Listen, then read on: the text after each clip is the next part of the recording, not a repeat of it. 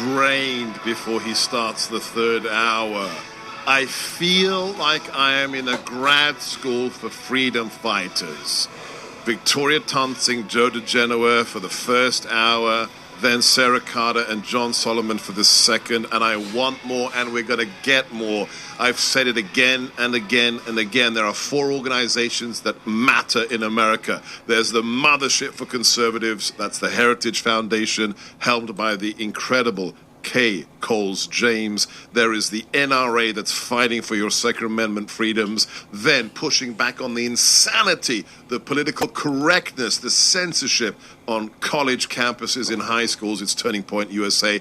And then perhaps the one that gets most done to uncover the endemic corruption in the swamp. It is, of course, Judicial Watch. If you have any disposable income, if you've lived a good life and you want to give back, support these organizations now, starting with Judicial Watch. And we have their major domo of investigations, a man who knows national security like the back of his hand. I consider him a friend. Chris Farrell, welcome to the studio. Thank you, Seb. Great to be with you.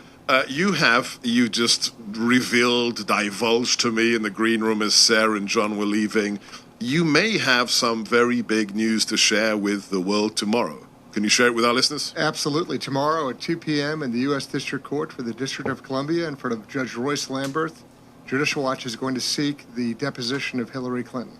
In what case? And this is with regard to her email server. The now 5-year-old legal case we've pursued. We've taken depositions, live depositions under oath of people like Cheryl Mills, Huma Abedin, other characters at the State Department. We most recently had a revelation by a gentleman by the name of Hackett, who revealed that he had repeatedly advised Hillary Clinton and her staff that she could not use her BlackBerry, that she couldn't run her own email. Hackett tried to do the right thing. Naturally, he was shot down. He eventually left State Department. But tomorrow we go in front of Judge Royce Lamberth, who has a good reputation. Yes, I believe so. Yes, we've appeared before Judge Lamberth for the last 20 years that I've been at Judicial Watch. So he is in senior status now. He's appointed to the bench by President Reagan, but he's taken a great interest in this case, and we're trying to move the ball down the field. Now, let me ask you an obvious question that will probably have a very strange answer. In the case of having an unsecured illegal server for the transmission of some of the most highly classified national security information in U.S. government, has Hillary Clinton ever been deposed under oath by anybody in the last 5 years? The only people who have ever gotten her under oath is Judicial Watch, and we did so in written interrogatories. The FBI didn't interview her under oath. No other law enforcement or intelligence security services interviewed her under oath. The only people to get her under oath is Judicial Watch. We did that in writing. Now it's time for us to interview her in person with a live give-and-take Q&A type format. But this was a person who was investigated by the FBI and interviewed by the FBI. It was a sham investigation, and you and I both know that. The conclusion was drawn months before Director Comey got up and made his preposterous press statement where, for the first 13 and a half minutes, his press statement was fine. Well, let's listen. Yeah? Let's listen to what James Comey actually said. It was until Robert Mueller's equally peculiar press conference the day he left the DOJ as special prosecutor, special counsel. It was the most unusual, perverse press conference I have ever seen. This is James Comey after investigating, quote-unquote, investigating Hillary Clinton. Cut one. Although there is evidence of potential violations of the statutes regarding the handling of classified information, our judgment is that no reasonable prosecutor would bring such a case. Prosecutors necessarily weigh a number of factors before deciding whether to bring charges. There are obvious considerations like the strength of the evidence, especially regarding intent. Responsible decisions also consider the context of a person's actions and how similar situations have been handled in the past. In looking back at our investigations into the mishandling or removal of classified information, we cannot find a case that would support bringing criminal charges on these facts. All the cases prosecuted involved some combination of clearly intentional and willful mishandling of classified information, or vast quantities of information exposed in such a way as to support an inference of intentional misconduct, or indications of disloyalty to the United States, or efforts to obstruct justice. We do not see those things here. To be clear, this is not to suggest that in similar circumstances, a person who engaged in this activity would face no consequences. To the contrary, those individuals are often subject to security or administrative sanctions, but that's not what we're deciding now. As a result, although the Department of Justice makes final decisions on matters like this, we are expressing to Justice our view that no charges are appropriate in this case.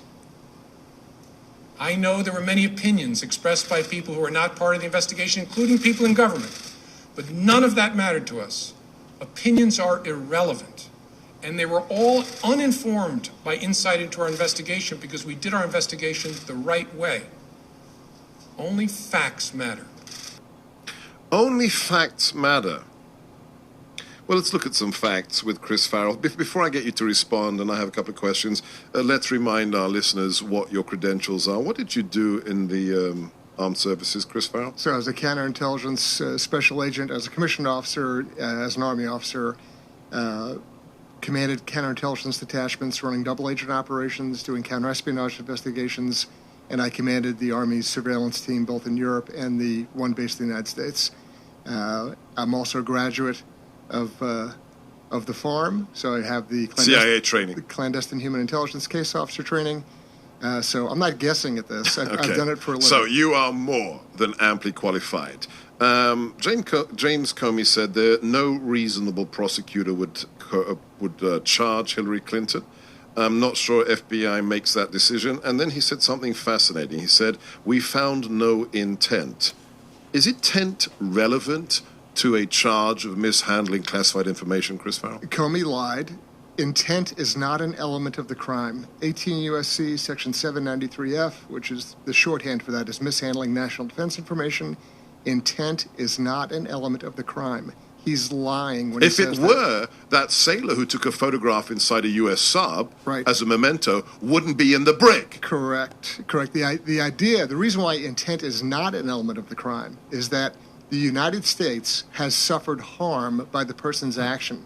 No one cares. Damage is done. They don't care what you think about it, what you feel, that's not the point. And the other issue was, he said, and we've looked at this, and usually in prior cases, it involves a vast amount of intelligence. Again, he's lying. And frankly, 22 top secret SCI, or sensitive compartmented information documents, that's vast. Yeah. That is including vast. SAP. I understand there were SAP, the highest compartmentalized intelligence, cut and paste off government servers and put on unsecure private homebrew server. Excerpting material off a JWEX terminal, which is a top secret means of communication, excerpting bullet points off of that, typing it out on an iPad and shooting it out over an unsecured server. It is probably one of the grossest violations you could dream of. And the reason it wasn't investigated, the real reason in the last minute we have with you, Chris Farrell, is that both the State Department and Obama were knowledgeable of that. They were complicit, in my opinion. Yeah. Absolutely complicit. And it's not a question of negligence or oops, I forgot, or the dog ate my homework. This is a deliberate, willful attempt by the FBI, particularly Comey, again, to throw an election. They could not have a person under indictment for national security crimes as the Democratic candidate for president. Hillary Clinton, guilty of multiple felonies, and the then director of the FBI, James Comey, lying to the American people about them. And tomorrow, she may have to be sworn to give a deposition on all of these issues. And that's why we love Judicial Watch. Follow them at Judicial Watch. Support that organization. We will be back with Chris Farrell on America First on the Salem Radio Network from the ReliefFactor.com studios just outside the insalubrious swamp that is Washington. What shows everyone else?